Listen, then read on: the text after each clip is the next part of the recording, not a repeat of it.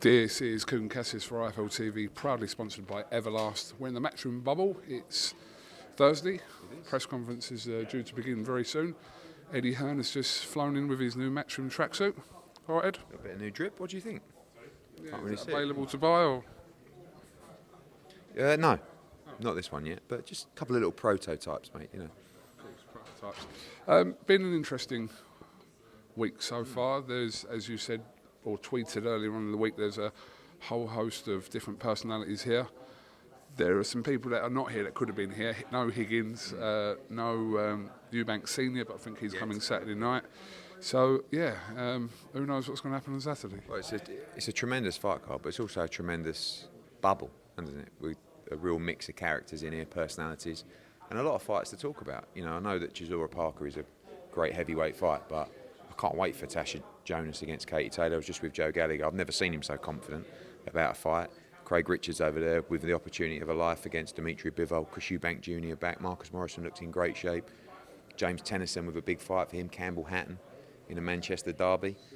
Scott Fitz back on the card as well. So it's, as you know, in these environments, it's very strange because this hotel actually in Manchester, I think is even more, although it's a bigger hotel, I feel like people are sort of more confined to bumping into each other, which is quite awkward, really. But looking forward to it. Looking forward to a great show on Saturday. I don't know if you saw the highlights of a breakfast meeting this morning with Spider-Man. I'm not too sure about that one from Team Chisora, but Chisora and Parker, it was a little bit awkward towards the end. Derek kind of maybe playing the mind games early. Yeah, I think he is. And, you know, with Derek, you never really know how to take it. And you could see Parker, I saw from the stills, sort of looking at him as if to say, is there anything else going to happen here? You know, because he does do that. He puts the fear of Christ up people. He's done it to me several occasions. But as you get to know him, you sort of get to know just, not how to handle him, but just, you know, what Derek's all about. And he's a character. And him and David have these little things, like with Spider-Man this morning.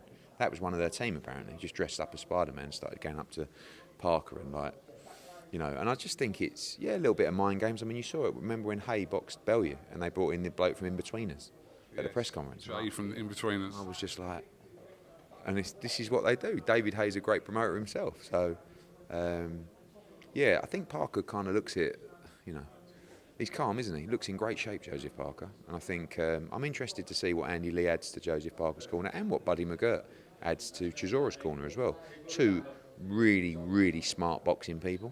And I'll get, you know, I think whenever you fight Derek Chisora, I'll get, you know, the feeling that any corner man would tell you, look, don't stand with him and engage and trade with him in the pocket, but sooner or later he's going to have to, because he won't leave him alone.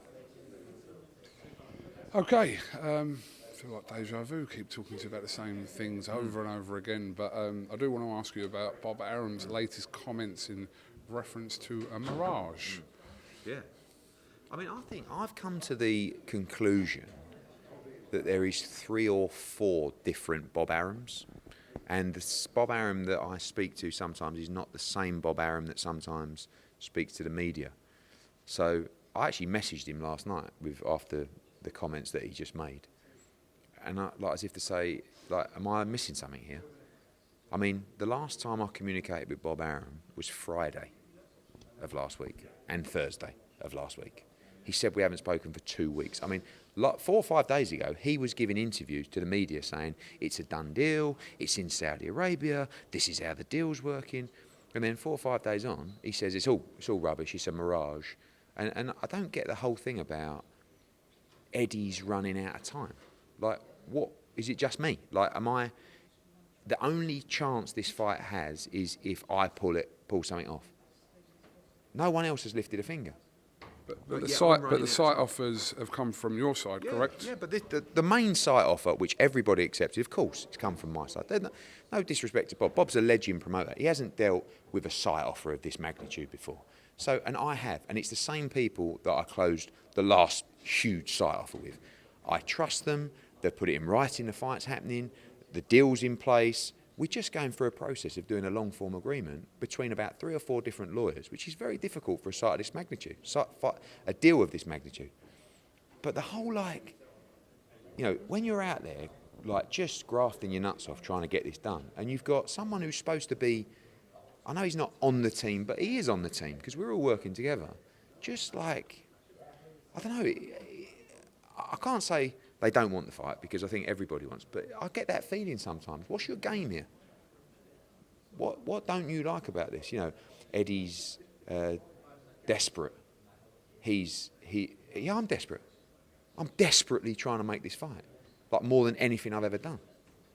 Oh, he's running out of time. What do you mean I'm running out of time? This is us. This is a co-promotion. This is supposed to be, you know, the biggest fight in boxing, and what? It's just down to me. But that's fine, because if it's down to me, there's more pressure on me to make it. And I take that seriously, and I won't be denied. So today, we'll have another final version back from the site, which, you know, has been going backwards and forwards. Hopefully that's the final one.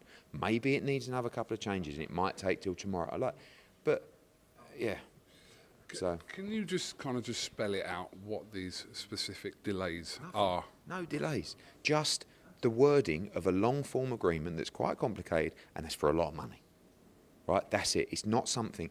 You've got to remember, lawyers from our side, lawyers from AJ's side, lawyers from Tyson Fury's side, about 3 of them, right? Lawyers from the site, you know, the government involved as well, in where we... It's not... You don't just draft an agreement and they come back and go, yeah, done. Everyone wants a deal to be right, but I don't know. Like I said, I texted him last night and just said, well, what's the game? You know, so we'll just keep cracking on. And again, it's becoming... I don't want it to be boring for people. Do you know what I mean? Which is in danger of becoming that. I just feel like, look, we know. I agree. If I don't know, I believe we announce this fight next week. I do. You know, because if we don't, then I do agree with Bob. You know, by then, why wouldn't that be done? But what reason wouldn't it be done between now and, say, next Friday? I don't think there is a reason it won't be done, to be honest with you. But, like, I've dealt with these people before. I know when they tell me and put it in writing that the deal is accepted and agreed, I know it's happening. But you've just got to let me go through the process that I've been through before. And if you've got nothing else to bring to the table, don't bring negativity. Just bring hope and positivity. Like Bob should be out there now saying, look, you know, it's taking a little bit longer, but we're back and forward with the drafts, and, you know, I believe this will get done, because that's the way I feel about it. Not, oh, Eddie Hearn's desperate, he's running out of time. He's running out of time. Like, do you want it or not? So, anyway, disappointing, but I can't control people, as I can't control Tyson Fury. I mean, Tyson Fury's been nice and positive about it. I mean, he did call out about 8 people on Instagram this morning, but one of them was Tyson. It was AJ. So, you know, we're just rolling with the punches. Okay, so I want to move on to Billy Joe Saunders and Canelo, which obviously in action next week, May the 8th. From the outside looking in, there looks to be kind of a few cracks. We've spoken about kind of Billy Joe Saunders before, but there seems to be, you know, these videos obviously with Tyson the other day where he was saying whatever he was saying about Matchroom, etc., and Billy Joe was there as well in the video. But there does seem to be kind of some cracks appearing there in your relationship with Billy Joe. You know, at the end of the day, they feel that I'm favouring Canelo Alvarez. I'm not favouring Canelo Alvarez. I promote both guys. I've delivered this absolute huge fight for both of them, the fight they all wanted, right?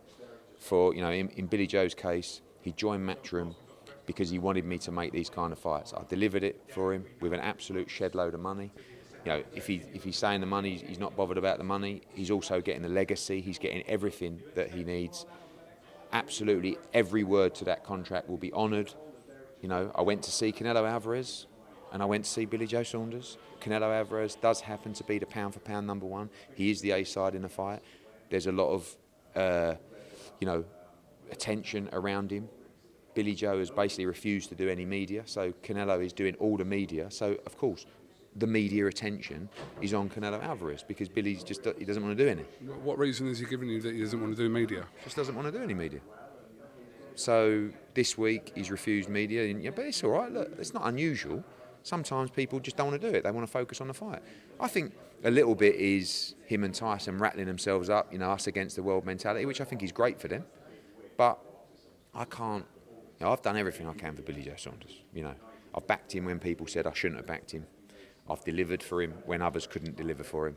I can't do any more than that. And if at the end of the day, if you don't like me, if you don't want me around, no problem. I'll give you the opportunity. It's sport, and you got the chance to become a British boxing legend.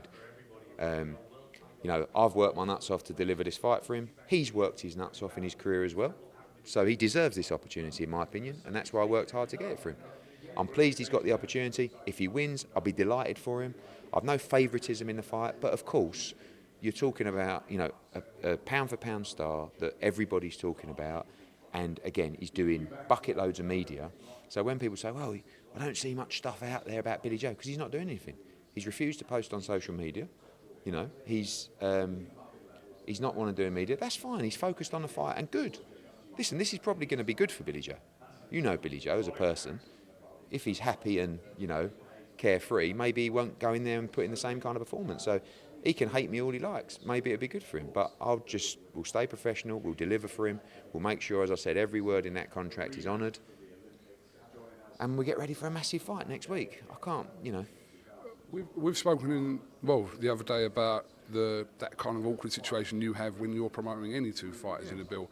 This seems to be the one that's obviously getting more attention because of the scale of it. But on a whole, do you think kind of you've given both fighters equal kind of, I don't know, representation or kind of equal representation? But one's obviously getting more attention because he's doing all the media. From you, yes, not absolutely, because my job's done. I don't speak to Canelo Alvarez. I don't see Canelo Alvarez. I did a deal with him. I did a deal with Billy Joe. I speak to them the same amount. You know, yes, one guy is getting more attention because he's doing more media and he's the biggest star in boxing, right?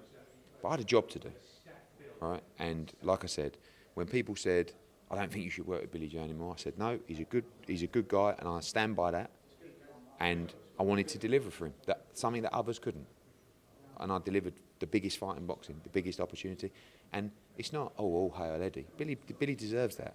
He's a two-weight world champion. He's a tremendous fighter. And honestly, like, if he won the fight, I'd be delighted for him.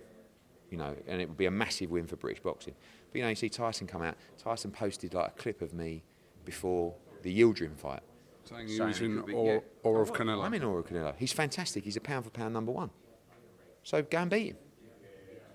You know, and then you got, you know, Tyson Fury, why aren't you backing the Brit? What?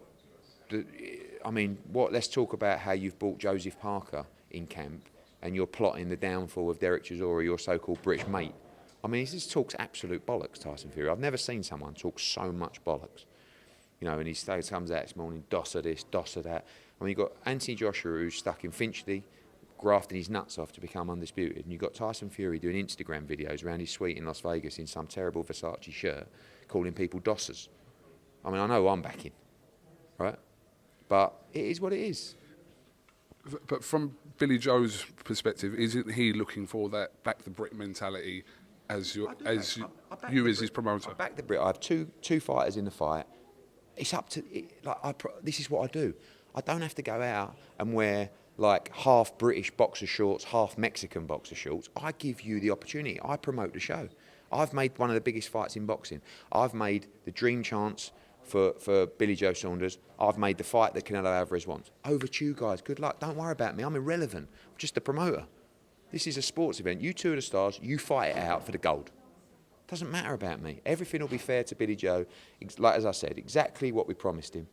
And, like, that's it. You ain't got to like me. You know, Dad said, I don't want him around. I won't be around if you don't want me around.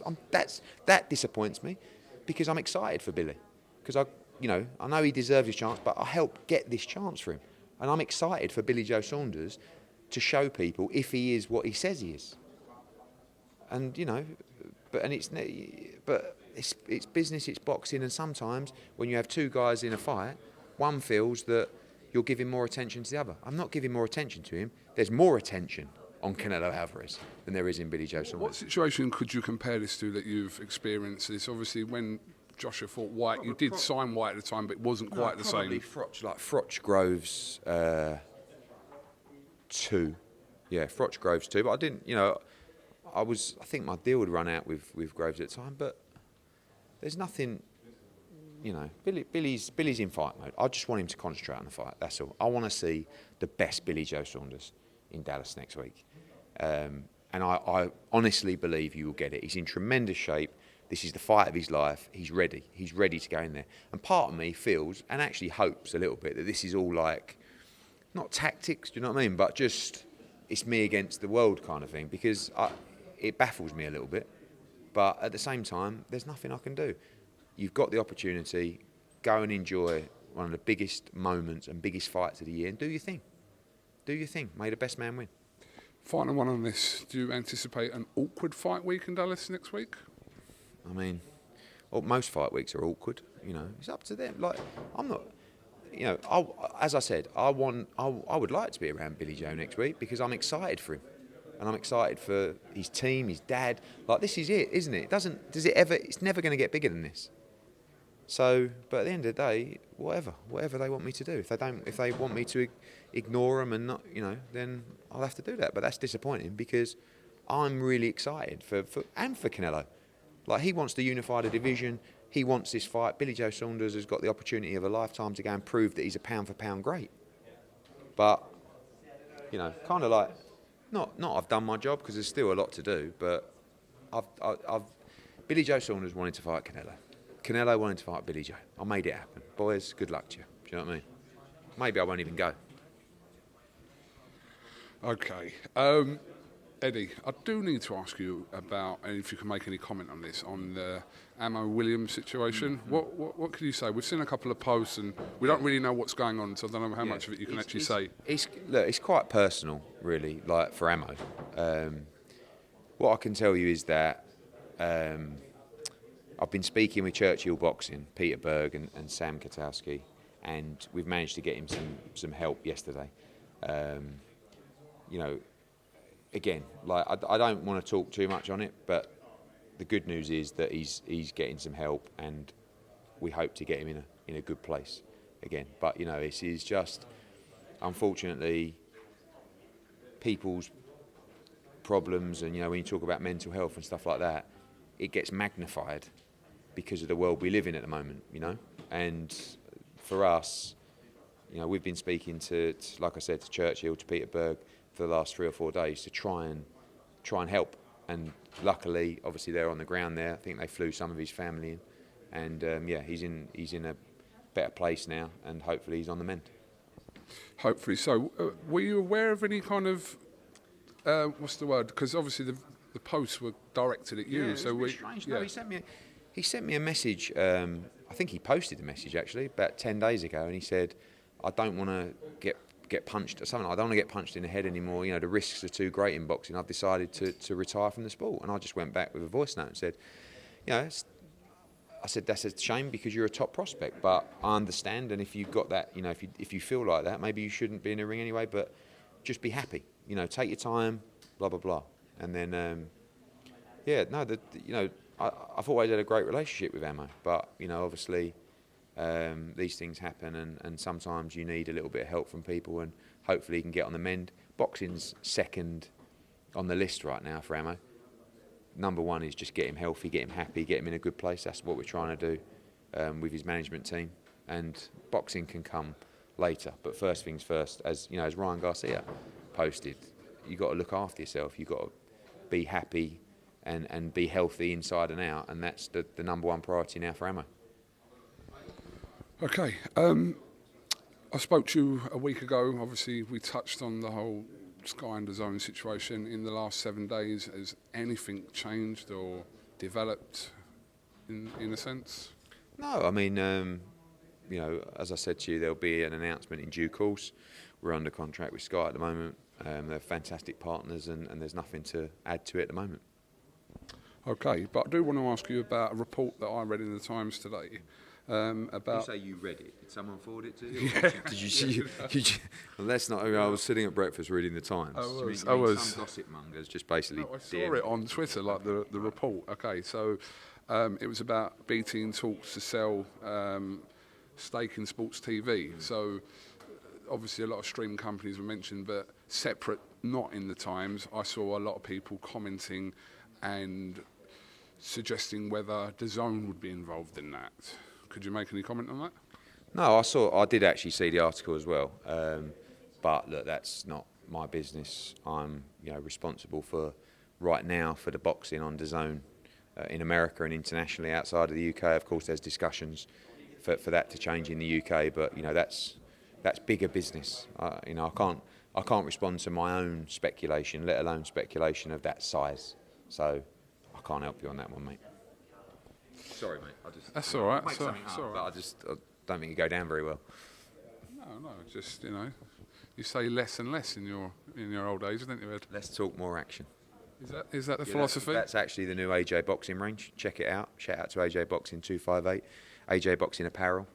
You know, let's talk more action. Got my hoodie the other day. Check it out. Okay, it's a great plug, Eddie. I heard a rumour that there could be another could be another addition to the card this week. Is that true or not? There is another addition to the card actually. There is the Romford Bull. Right. Johnny Fisher will be fighting on this card on Saturday. Sam Jones, who is, you know, up there as one of the most relentless managers out there, and, you know, annoying's the wrong word because Sam's not annoying, but he doesn't stop trying to get opportunities for his fighters.